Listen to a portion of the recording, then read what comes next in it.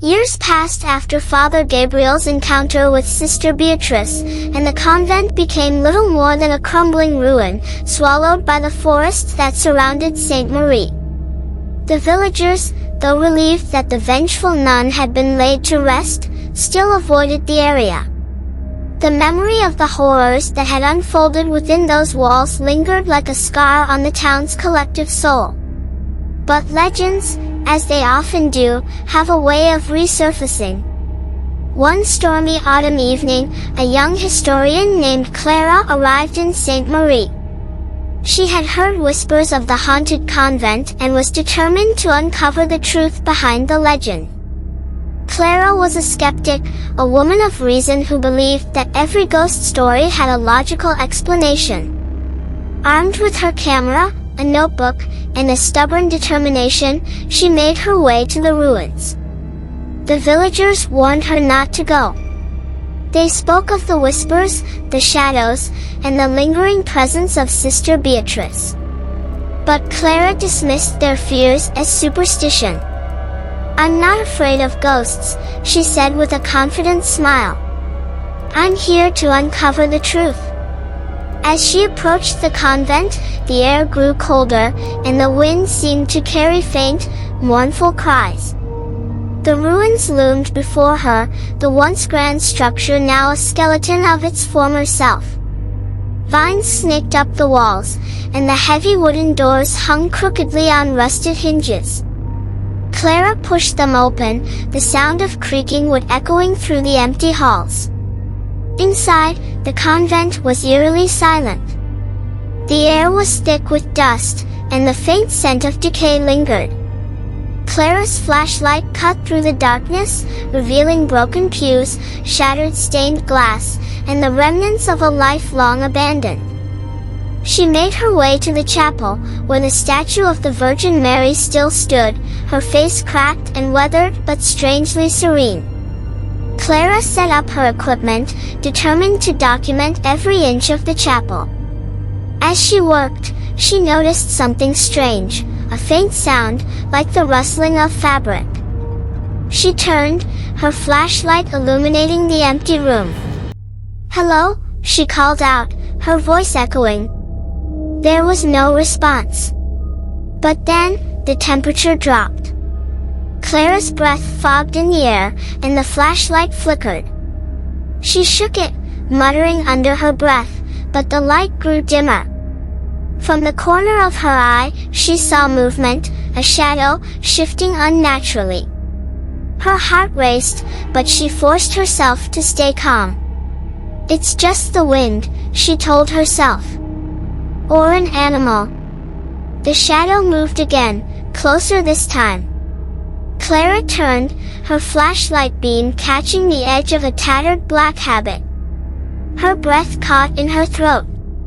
"Sister Beatrice," she whispered, her voice trembling. The figure stepped into the light.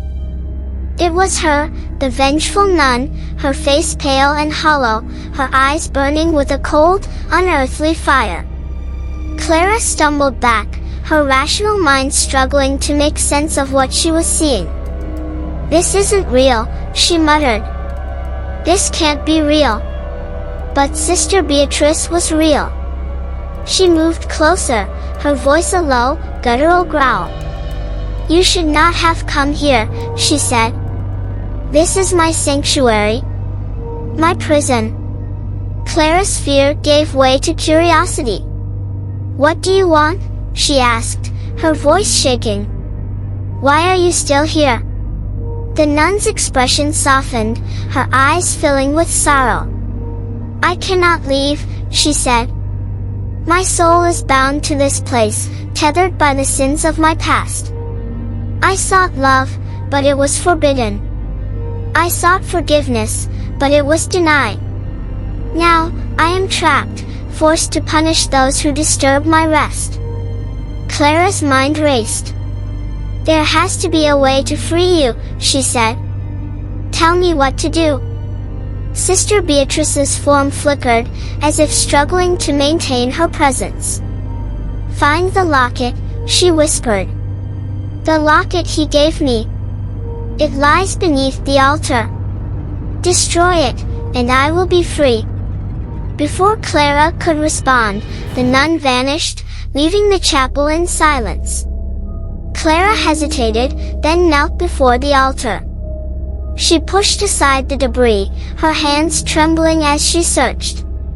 Finally, her fingers brushed against something cold and metallic.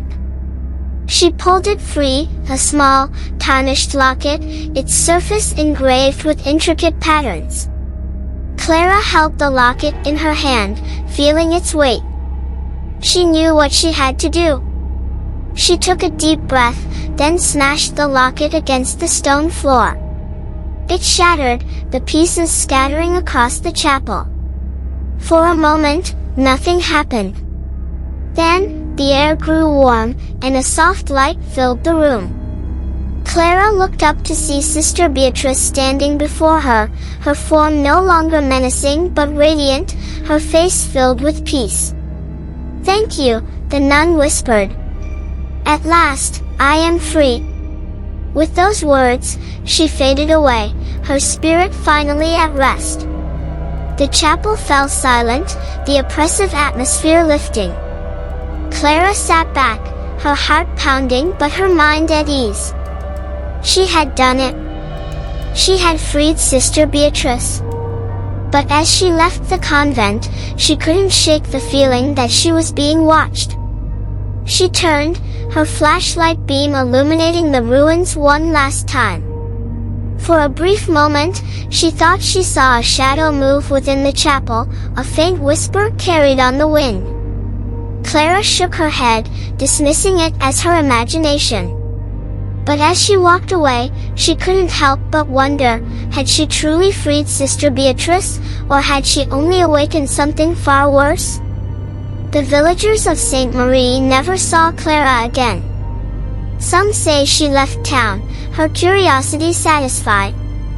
Others believe she became another victim of the convent's curse. As for the ruins, they remain untouched, a silent reminder of the darkness that once dwelled within.